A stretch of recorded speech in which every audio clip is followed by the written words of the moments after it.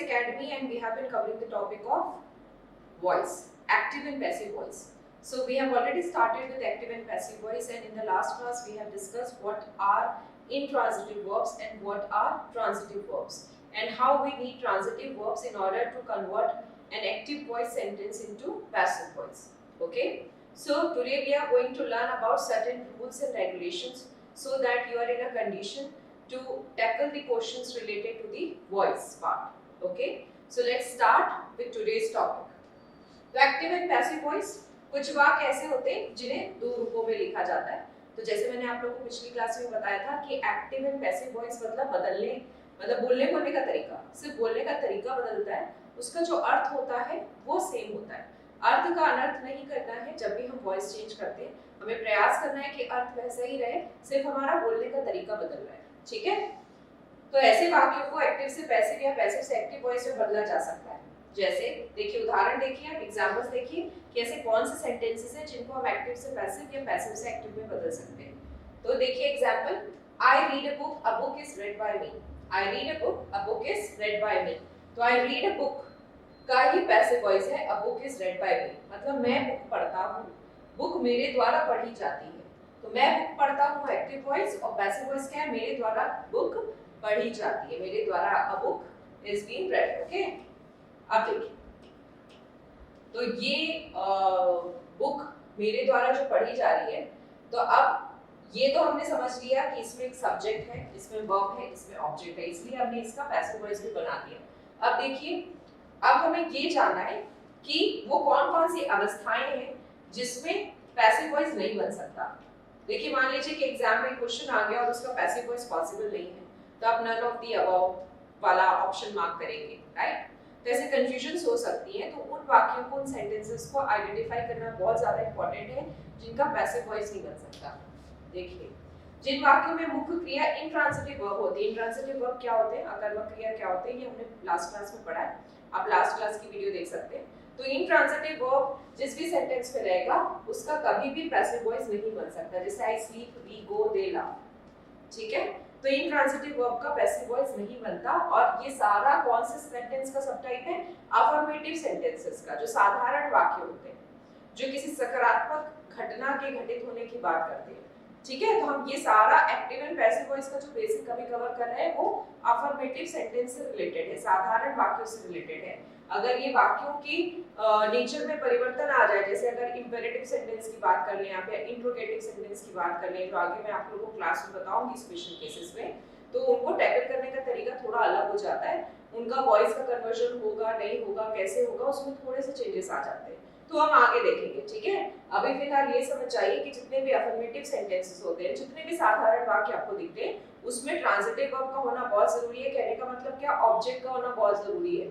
अगर verb intransitive है, मतलब क्रिया का प्रभाव सिर्फ कर्ता पर पड़ रहा है, वर्ब का इम्पैक्ट सिर्फ सब्जेक्ट पे पड़ रहा है, तो कभी भी उसका पैसिव वॉइस नहीं बन सकता. ठीक है, जैसे आप देख लीजिए, आई स्लीप, कहाँ है ऑब्जेक्ट, आई वी गो, दे लाव, इसमें कहीं पे भी आपको ऑब्जेक्ट नहीं दिख रहा है, इस वजह से इसका हम पैसिव वॉइस नहीं बना सकते. ओके, दूसरा, कब पैसिव वॉइस नहीं बनता, तो अब देखिए, जो वाक्य फ्यूचर कंटीन्यूअस टेंस में होते हैं उन्हें पैसिव वॉइस में नहीं बदला जा सकता. ध्यान रखिएगा, फ्यूचर कंटीन्यूअस टेंस का कभी भी पैसिव वॉइस कन्वर्जन पॉसिबल नहीं है. याद रखेंगे, फ्यूचर कंटीन्यूअस का पैसिव वॉइस नहीं बन सकता. नेक्स्ट देखिए, किसी भी टेंस का, चाहे वो प्रेजेंट टेंस हो, चाहे पास्ट टेंस हो, चाहे फ्यूचर टेंस हो, किसी भी टेंस का जो परफेक्ट कंटीन्यूअस टेंस होता है उसका भी पैसिव वॉइस नहीं बनता है. याद रहेगा आपको. तो कौन कौन सी तीन कंडीशंस हैं जिसमें पैसिव वॉइस नहीं बनता है. एक हो गया इंट्रांजिटिव वर्ब, अकर्मक क्रिया के समय पे जब क्रिया का प्रभाव सिर्फ कर्ता पर समाप्त हो जा रहा है, तब हम इंट्रांजिटिव वर्ब मानते हैं और तभी पैसिव वॉइस नहीं बन सकता है. दूसरा हमने क्या पढ़ा, फ्यूचर कंटीन्यूअस टेंस में, और तीसरा हमने क्या पढ़ा, तीनों ही टेंस के परफेक्ट कंटीन्यूअस टेंस का भी पैसिव वॉइस नहीं बनता है. याद रहेगा आप लोगों को. तो ये तो आपका काम आसान हो गया है ना. आपको पैसिव वॉइस बहुत लिमिटेड टेंस और टेंस के सब फॉर्म्स के बारे में पढ़ना है. अब देखिए, एक्टिव से पैसिव वॉइस में बदलने के नियम. तो अब एक्टिव से हम पैसिव वॉइस में कैसे कन्वर्ट करें, इसके कई नियम हैं, कई रूल्स हैं. तो आप हम एक के बाद एक इन रूल्स को पढ़ने वाले हैं. तो देखिए, रूल 1 क्या है, interchange of object. Interchange between subject and object. कहने का मतलब क्या हुआ कि जैसे ही हम एक्टिव से पैसिव वॉइस बना देते तो सब्जेक्ट ऑब्जेक्ट बन जाता है, ऑब्जेक्ट सब्जेक्ट बन जाता है। अभी मैं बताती हूँ क्या है। तो देखिए, एक्टिव वॉइस से पैसिव वॉइस में बदलते समय सब्जेक्ट को ऑब्जेक्ट के स्थान पर और ऑब्जेक्ट को सब्जेक्ट के स्थान पर प्रयोग करते हैं। साथ ही अधिकांशतः सब्जेक्ट से पहले बाय प्रयोग करते हैं। बहुत से वाक्यों में बाय छिपा हुआ भी होता है। ठीक है, तो पैसिव वॉइस में बाय का इस्तेमाल हो जाता है। अभी आपको मैं एग्जांपल से समझाऊंगी तो आपको ज्यादा समझ में आएगा। लेकिन कई ऐसे भी पैसिव वॉइस के एग्जांपल्स हैं जिसमें बाय हिडन रहता है। क्यों? क्योंकि अंडरस्टूड रहता है बट ऑब्वियस रहता है कि ये कर्ता के द्वारा किया गया, एक निश्चित कर्ता के द्वारा, एक डेफिनेट सब्जेक्ट के द्वारा किया गया। इस वजह से हम वो बाय और आगे का सब्जेक्ट वाला पार्ट हटा देते हैं। एग्जांपल्स में कवर अप होगा, चिंता मत कीजिए। जैसे active voice, Ram loves Shyam. तो अब ये बताइए कि इसमें सब्जेक्ट क्या है? What is the subject over here? Subject is Ram, loves क्या हो गया? वर्ब हो गया। कौन सा वर्ब दिख रहा है आपको? इसका प्रभाव सिर्फ राम पर नहीं पड़ रहा, श्याम पर भी पड़ रहा है। तो कैसा हो गया? ट्रांजिटिव वर्ब हो गया। फिर श्याम क्या हो गया? ऑब्जेक्ट। तो ये था एक्टिव वॉइस जिसमें सब्जेक्ट राम था और श्याम था ऑब्जेक्ट। लेकिन जब हम पैसिव वॉइस में चेंज करेंगे तो श्याम क्या हो जाएगा? श्याम हो जाएगा सब्जेक्ट, इज लव्ड हो गया वर्ब, बाय का यूज हो गया और राम क्या हो गया? ऑब्जेक्ट। समझ गए आप लोग? तो इस प्रकार से पूरा इंटरचेंज हो जाता है, पूरी किस्सा कहानी पलट जाती है। मतलब एक होता है लेकिन यूसेज में अंतर आ जाता है, बोलने के तरीके में अंतर आ जाता है। समझ गए? तो Ram loves Shyam, Shyam is loved by Ram. तो इतना इंटरचेंज हो गया सब्जेक्ट एंड ऑब्जेक्ट का। ये सबसे पहला नियम है when it comes to active and passive voice. समझ में आया? अब हम आते हैं नेक्स्ट रूल पे। रूल 2, पैसिव वॉइस में सब्जेक्ट और ऑब्जेक्ट के पारस्परिक स्थान बदलते समय उनके साथ जुड़े हुए आर्टिकल्स, एडजेक्टिव्स तथा एडजेक्टिव फ्रेजेस को उनसे अलग नहीं करते, उनको अपने सब्जेक्ट या ऑब्जेक्ट के साथ ही प्रयोग करते हैं। तो देखिए, जैसे ही हम एक्टिव से पैसिव वॉइस बदलेंगे, तो अभी तो हमने एक बहुत सिंपल एग्जांपल देखा था। अब इस एग्जांपल को देखिए, all the children heard N interesting story. All the children heard N interesting story. अब देखिए, इसमें आपको ना बहुत सिंपल फॉर्मेट नहीं दिख रहा है सेंटेंस का। इसमें आपको क्या दिख रहा है? इसमें आपको ऑल द चिल्ड्रन दिख रहा है, ऑल द चिल्ड्रन, राइट? इसमें देखिए आपको आर्टिकल्स का यूसेज दिख रहा है। ठीक, अब यहाँ देखिए एन इंटरेस्टिंग स्टोरी, इसमें भी आर्टिकल का, एडजेक्टिव का यूसेज दिख रहा है, राइट? ऑल द चिल्ड्रन और एन इंटरेस्टिंग स्टोरी। तो इसमें basically story is the object और children is the subject. Okay, तो the word children is the subject. Okay, लेकिन इसके साथ क्या आ रहा है? ऑल द आ रहा है चिल्ड्रन के साथ, और इसके साथ क्या आ रहा है? N interesting story. मतलब आप देख रहे हैं कि किस प्रकार से एडजेक्टिव और आर्टिकल्स का यूज हो रहा है। तो जैसे ही हम एक्टिव से पैसिव वॉइस बदलेंगे तो सिर्फ सब्जेक्ट और ऑब्जेक्ट में इंटरचेंज नहीं होगा, इनके साथ साथ जो इनके डेकोरेटिव आइटम्स हैं, जो इनको इनके वैल्यू एडिशन कर रहे हैं, इनके मीनिंग में चार चांद लगा रहे हैं, जैसे कि आर्टिकल्स हो गए, जैसे कि एडजेक्टिव्स हो गए, वो भी शिफ्ट हो जाएंगे। जैसे देखिए, कायदे से आपको ये लग रहा होगा कि सिर्फ चिल्ड्रन और स्टोरी में शिफ्टिंग होनी चाहिए, लेकिन नहीं, चिल्ड्रन के साथ साथ ऑल द भी शिफ्ट होगा और स्टोरी के साथ साथ एन इंटरेस्टिंग भी शिफ्ट होगा। अब देखिए कैसे आएगा इसका passive voice, N interesting story, ना कि just story, N interesting story. अब चूंकि हर्ड है, इसका मैं नियम कानून आगे बताऊंगी आपको। हर्ड है मतलब कौन सा टेंस हो गया? सिंपल पास्ट, इसलिए यहाँ पे लग गया was। An interesting story was heard by all the children. And interesting story, देखिए सब साथ में इकट्ठे शिफ्ट हो गए। An interesting story was heard by all the children आ रहा है, देखिए भी साथ में शिफ्टिंग हो रही है। समझ गए? तो सब्जेक्ट एंड ऑब्जेक्ट के साथ उनके जो रिस्पेक्टिव एडजेक्टिव फ्रेजेस, आर्टिकल्स होते हैं, वो भी शिफ्ट हो जाते हैं जब हम एक्टिव से पैसिव वॉइस में कन्वर्ट करते हैं। कारण क्या है? कि हमको मीनिंग नहीं बदलना है। जो इन्फॉर्मेशन हमको एक्टिव वॉइस से मिल रही है, उस एक्टिव वॉइस के सेंटेंस से मिल रही है, वही इन्फॉर्मेशन हमारी पैसिव वॉइस के सेंटेंस से भी होनी चाहिए। क्लियर? अब हम आ जाते हैं नेक्स्ट रूल पे। एक्टिव वॉइस में ऑब्जेक्ट के स्थान पर आए हुए प्रोनाउंस को जब सब्जेक्ट के स्थान पर प्रयोग करते हैं तो उनका रूप निम्न प्रकार बदल जाता है। तो जब मैंने आपको पार्ट्स ऑफ स्पीच पढ़ाया था तो मैंने आपको सब्जेक्टिव और ऑब्जेक्टिव फेजेस बताए थे प्रोनाउंस के, उनके अलग-अलग रूप बताए थे कि सब्जेक्टिव फॉर्म क्या होते हैं, ऑब्जेक्टिव फॉर्म क्या होते हैं, राइट? सो ये सारे फॉर्म्स मैंने आपको प्रोनाउंस के बताए थे पार्ट्स ऑफ स्पीच की क्लास में, आप देखिएगा जरूर। तो ये मैंने क्यों बताए थे? मैंने एक्टिव एंड पैसिव वॉइस के संबंध में ही बताया था कि जब सब्जेक्ट को ऑब्जेक्ट में बदल देते हैं या जब ऑब्जेक्ट सब्जेक्ट में बदल जाता है, जैसे कि हम वॉइस को चेंज करते हैं एक्टिव से पैसिव या पैसिव से एक्टिव में, तो इन लोगों का जो फॉर्म होता है ना प्रोनाउंस का, वो भी चेंज हो जाता है अकॉर्डिंग टू यूसेज। ठीक है, कैसे चेंज होता है वो मैं आपको एक एग्जांपल से और क्लियर करूंगी। चलिए देखिए, मी के स्थान पर क्या हो जाएगा आई, अस के स्थान पर आ जाएगा वी, हिम लिखा होगा तो हो जाएगा ही, हर लिखा होगा तो हो जाएगा शी, देम लिखा होगा तो हो जाएगा दे। कैसे होगा ये भी देख लीजिए, नोट डाउन कर लीजिए इसे। वैसे मैंने एक टेबल बना के आपको प्रोनाउंस में सब्जेक्टिव फॉर्म और ऑब्जेक्टिव फॉर्म में बताया था। ठीक, अब देखिए इधर देखिए, पहले इस वाले पार्ट को एक्टिव वॉइस के एग्जांपल देखिए, Ram loves her, Ram loves her, तो अभी तक क्या आ रहा है, हर आ रहा है, राइट। ये एक्टिव वॉइस है, और जैसे ही हम इसको पैसिव वॉइस में चेंज करेंगे तो हर का क्या हो जाएगा, she is loved by Ram. तो वाइस वर्सा चलेगा कि अगर एक्टिव वॉइस में हर दिया है तो पैसिव वॉइस में शी हो जाएगा, एंड वाइस वर्सा। ठीक है, बिल्कुल ऐसे ही मोहन हेट्स देम, तो देम का क्या हो जाएगा, दे, ऊपर पढ़ा था हमने, तो they are hated by Mohan. समझ गए, बड़े इजी एग्जांपल्स है, बेसिक एग्जांपल्स है। तो इस प्रकार से सब्जेक्टिव और ऑब्जेक्टिव फेस में उनके परिवर्तन आ जाता है, सब्जेक्टिव का ऑब्जेक्टिव फॉर्म हो जाता है, ऑब्जेक्टिव का सब्जेक्टिव फॉर्म हो जाता है, जैसे ही हम वॉइस में इंटरचेंज करते हैं। ठीक है, समझ पा रहे हैं आप? लेकिन इसमें एक बात बहुत ध्यान रखने वाली है, ये जो मैंने लिखी है यहाँ पे, इसको आप बहुत ध्यान से नोट कीजिएगा। यू और इट, यू और इट ऐसे प्रोनाउंस हैं जिनमें कोई भी परिवर्तन नहीं होता। तो अगर यू एक्टिव वॉइस में दिया है तो जब हम उसको पैसिव वॉइस में कन्वर्ट कर देंगे तब भी यू के स्थान पर यू ही रहेगा। इट अगर एक्टिव वॉइस में दिया है पैसिव वॉइस में कन्वर्ट कर देंगे तो भी इट रहेगा, एंड वाइस वर्सा। क्लियर? ठीक है, नाउन्स में भी कोई परिवर्तन नहीं होता। नाउन्स में कैसे परिवर्तन हो जाएगा, नाउन्स में अगर परिवर्तन हो जाएगा तो अर्थ का अनर्थ हो जाएगा, मीनिंग चेंज हो जाएगा सेंटेंस का, इसलिए हम नाउन्स में भी कोई चेंज नहीं करते। नाउन्स यू और इट में कोई चेंज नहीं होता।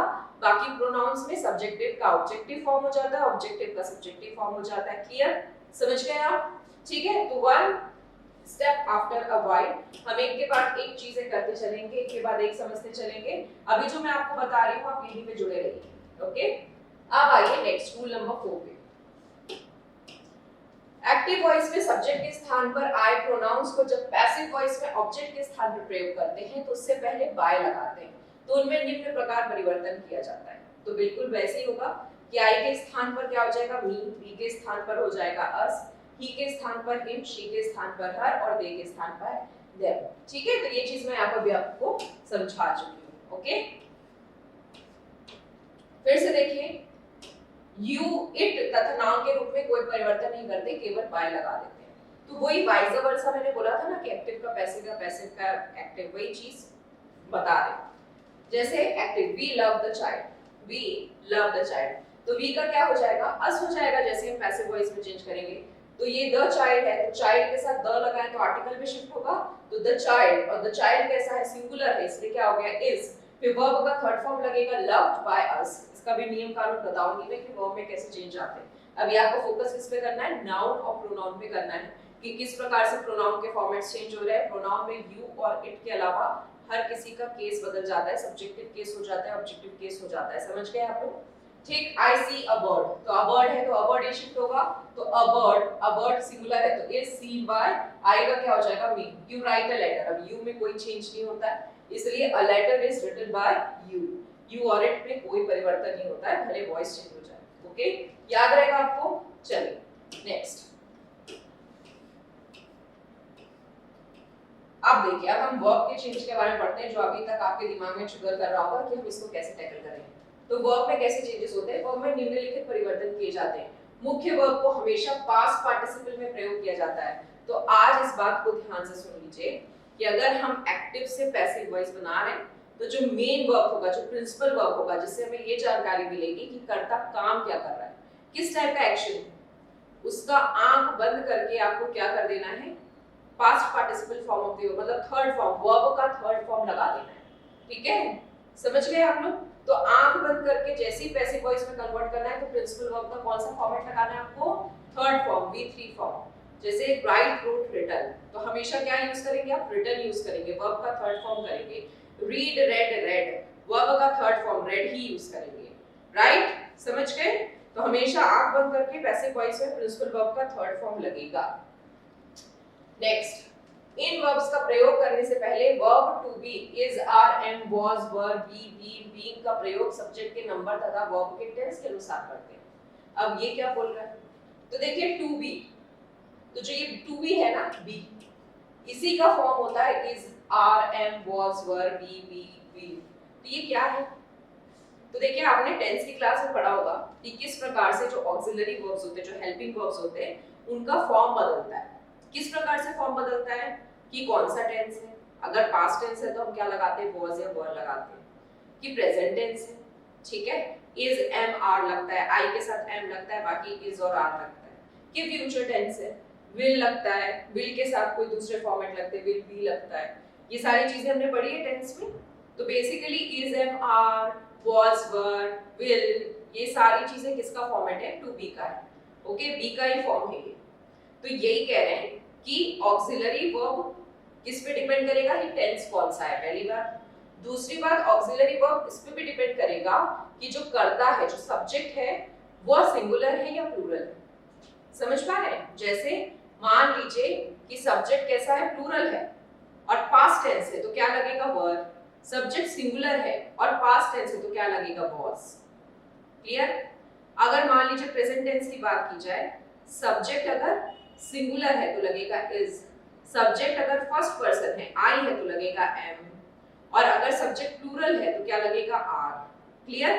तो टोटली हम ये प्रेडिक्ट कर सकते हैं कि हेल्पिंग वर्ब या ऑक्सिलरी वर्ब का कौन सा फॉर्मेट लगेगा based on the usage of tense and the plurality और सिंगुलैरिटी ऑफ द सब्जेक्ट। ठीक है ना। चलिए अब देखिए मैं आपको ये टेबल बता रही हूँ, ये बहुत ही इंपॉर्टेंट टेबल है। अभी तक हम लोगों ने जो एग्जाम्पल देखा है उसी का स्टडी कर रहे हैं ताकि आपको इजी रहे, हम एग्जाम्पल चेंज नहीं कर रहे हैं। तो देखिए इस टेबल को बहुत ध्यान से देखिए। तो सबसे पहले तो मैंने टेंस डिफाइन कर लिया है, प्रेजेंट, पास्ट और फ्यूचर टेंस। अब टेंस के मैंने ना सब फॉर्मेट लिखे हुए हैं, indefinite, continuous, perfect, perfect continuous. तो जब मैं आप लोगों को टेंस का टॉपिक पढ़ा रही थी तो मैं सारे फॉर्मेट का एक्टिव वॉइस ही पढ़ा रही थी आपको, है ना। मैंने अफर्मेटिव सेंटेंस से शुरुआत किया था और फिर बाद में मैंने दूसरे टाइप के सेंटेंसेस जैसे इंट्रोगेटिव सेंटेंस और नेगेटिव सेंटेंस ये सब भी बताए थे। अब मैं आपको किसके बारे में पढ़ा रही हूँ, पैसिव वॉइस के बारे में। ठीक है। तो इसमें देखिए टेबल प्रेजेंट इंडेफिनिट मतलब सिंपल प्रेजेंट या इंडेफिनिट प्रेजेंट के बारे में हम पढ़ रहे हैं। तो अगर प्रेजेंट इंडेफिनिट है और आई है करता, आई इज द सब्जेक्ट, तो क्या हो जाएगा, एम लव्ड, क्योंकि आई के साथ एम होता है, आई सिंगुलर है, आई के साथ एम होता है। ठीक है। आई को हम एज अ सिंगुलर दो ही केस में यूज करते हैं, एक तो आई के साथ वाज जाता है और एक आई के साथ एम जाता है, बाकी हर जगह आई को हम as a plural pronoun treat करते हैं, राइट। तो प्रेजेंट, आई एम लव्ड, तो देखिए आंख बंद करके वर्ब का थर्ड फॉर्म लग गया, लव, लव्ड, लव्ड। ठीक है। तो प्रिंसिपल वर्ब का थर्ड फॉर्म लग गया, लेकिन ऑक्सिलरी वर्ब किस पे डिपेंड कर रहा है कि करता कैसा है, उसका स्वभाव कैसा है और टेंस कौन सा है ना। तो आई है इसलिए एम लग गया। फिर अगर सब्जेक्ट सिंगुलर है तो इज लग गया, वर्ब का थर्ड फॉर्म लग गया। अगर सब्जेक्ट प्लूरल है तो आर लग गया, वर्ब का थर्ड फॉर्म लग गया। समझ गए। अब बिल्कुल वैसे ही आ जाइए आप किसमें, प्रेजेंट कॉन्टिन्यूअस में। तो इसमें क्या हो जाएगा, एम था ना, तो ये हो जाएगा एम बीइंग लव्ड आई के साथ। ठीक है। एम बीइंग लव्ड एक नए वर्ड का यूज हो गया, जहां पे भी आप बीइंग देखेंगे पैसिव वॉइस में मतलब वो किसका है, कॉन्टिन्यूअस का है। और अगर एम बीइंग लव्ड है तो देखिए बीइंग लव्ड तो हर कॉन्टिन्यूअस में होगा, बट एम क्या डिनोट करेगा, आई के बारे में, और वो भी किसके बारे में, प्रेजेंट टेंस के बारे में। इज बीइंग लव्ड मतलब सिंगुलर सब्जेक्ट है और प्रेजेंट कॉन्टिन्यूअस टेंस है। आर बीइंग लव्ड मतलब प्लूरल सब्जेक्ट है और प्रेजेंट कॉन्टिन्यूअस टेंस है। नेक्स्ट परफेक्ट टेंस में क्या हो जाएगा, परफेक्ट टेंस में अगर आई है तो आई के साथ क्या आ जाएगा, हैव बीन लव्ड। अभी मैंने थोड़ी देर पहले बताया था कि आई को वाज और एम के अलावा हर जगह एज अ प्लूरल ट्रीट करते हैं, तो इसलिए इसमें क्या लग गया, हैव बीन लव्ड। बिल्कुल वैसे ही प्लूरल में हैव बीन लव्ड ही लगेगा। और अगर सिंगुलर सब्जेक्ट है, परफेक्ट प्रेजेंट परफेक्ट टेंस है तो हैज बीन लव्ड होगा, बी का यूज हो जाएगा। ठीक है। तो एक्टिव वॉइस में भी परफेक्ट टेंस में हैज हैव रहता है, राइट, लेकिन जब हम उसको पैसिव वॉइस में कन्वर्ट करते हैं तो बीन लग जाता है। समझ रहे हैं। ओके। अब देखिए परफेक्ट कंटीन्यूअस, परफेक्ट कंटीन्यूअस में तो मैंने आपको बता दिया कि कोई भी पैसिव वॉइस नहीं बनता परफेक्ट कंटीन्यूअस का। देख लीजिए पूरा टेबल खाली है, नहीं बनता, नहीं मतलब नहीं, बिल्कुल ऐसी फ्यूचर कंटिन्यूअस में भी कभी नहीं बनता, कभी भी नहीं बनता उसका पैसिव वॉइस। तो ये दोनों पार्ट तो उनको डील करना ही है। अब देखिए आप प्रेजेंट टेंस का पैसिव वॉइस तो समझ गए, present indefinite, present continuous, present perfect और प्रेजेंट परफेक्ट कंटीन्यूअस का तो बनता ही नहीं। अब हम आ जाते हैं पास्ट टेंस में। तो बिल्कुल ऐसे ही चलेगा, बस किसमें चेंज आ जाएगा, हेल्पिंग वर्ब में। क्यों? क्योंकि हेल्पिंग वर्ब डिपेंड करता है किस पर, कि सब्जेक्ट प्लूरल है या सिंगुलर, एक और दूसरा टेंस पर। चूंकि पास्ट टेंस है और सब्जेक्ट कैसा है, सिंगुलर है, तो क्या हो गया, वाज, और आंख बंद करके क्या लगा दी, वर्ब का थर्ड फॉर्म। ठीक है, तो आंख बंद करके पैसिव वॉइस आपने देखा तो मेन वर्ब का थर्ड फॉर्म लगा देंगे आप। सब्जेक्ट प्लूरल है और पास्ट टेंस है, तो पैसिव वॉइस में क्या हो जाएगा, वर लव्ड। समझ गए आप लोग? नेक्स्ट देखिए कंटीन्यूअस, पास्ट कंटीन्यूअस में was के साथ being loved आ जाएगा, और अगर प्लूरल है सब्जेक्ट तो वो being loved आ जाएगा, being यूज हो जाएगा। इसमें भी being यूज हुआ था, वो चूंकि प्रेजेंट था इसलिए is am are लग रहा था, ये पास्ट है इसलिए was were लग रहा है। बिल्कुल ऐसे ही परफेक्ट टेंस भी चलेगा पास्ट टेंस का, तो पास्ट परफेक्ट टेंस में had been loved हो जाएगा और had been loved हो जाएगा, चाहे सिंगुलर हो चाहे प्लूरल हो।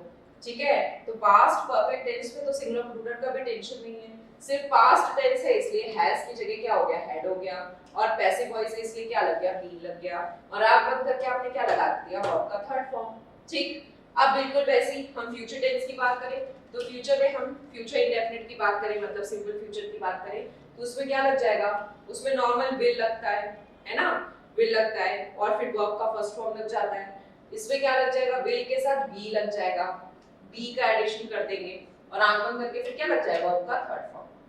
क्लियर? और कई बार शैल भी लगता है, शैल बी लव्ड। ठीक है, तो थोड़ा हम्बलनेस, हम्बल नेचर को दिखाने के लिए, सॉफ्ट साइड को दिखाने के लिए, थोड़ा सोफिस्टिकेशन दिखाने के लिए शैल का इस्तेमाल होता है, और विल का इस्तेमाल कन्फर्मेटी के लिए होता है, किसी चीज के कंफर्मेशन के लिए। ओके, कोई चीज अगर श्योर शॉर्ट है तब विल का इस्तेमाल करते हैं यूजुअल टेंस में। बाकी इन दोनों का, विल और शैल का यूज इंटरचेंजेबली होता है, हमने टेंस में बहुत अच्छे से डील किया था। ठीक है, तो उसको एक बार आप लोग रिवाइज कर लेंगे फिर से अगर आपका मिस हो रहा होगा। Next future, future perfect tense पे क्या हो जाएगा, विल रहेगा, फ्यूचर है तो विल के साथ हमेशा हैव ही आता है, विल के साथ हमेशा हैव ही आता है, तो इसमें भी कोई सिंगुलर प्लूरल की झंझट नहीं, तो विल हैव बीन लव्ड हो जाएगा या शैल हैव बीन लव्ड हो जाएगा। क्लियर? समझ गए आप? इस टेबल को बहुत अच्छे से समझ जाइए, बिल्कुल ऐसे ही आप एक्टिव से क्या बनाएंगे, पैसिव वॉइस बनाएंगे। ठीक, डन। अब हम एग्जांपल्स पढ़ेंगे नेक्स्ट क्लास में। ओके, एग्जांपल्स हम नेक्स्ट क्लास में स्टार्ट करेंगे। Thank you so much.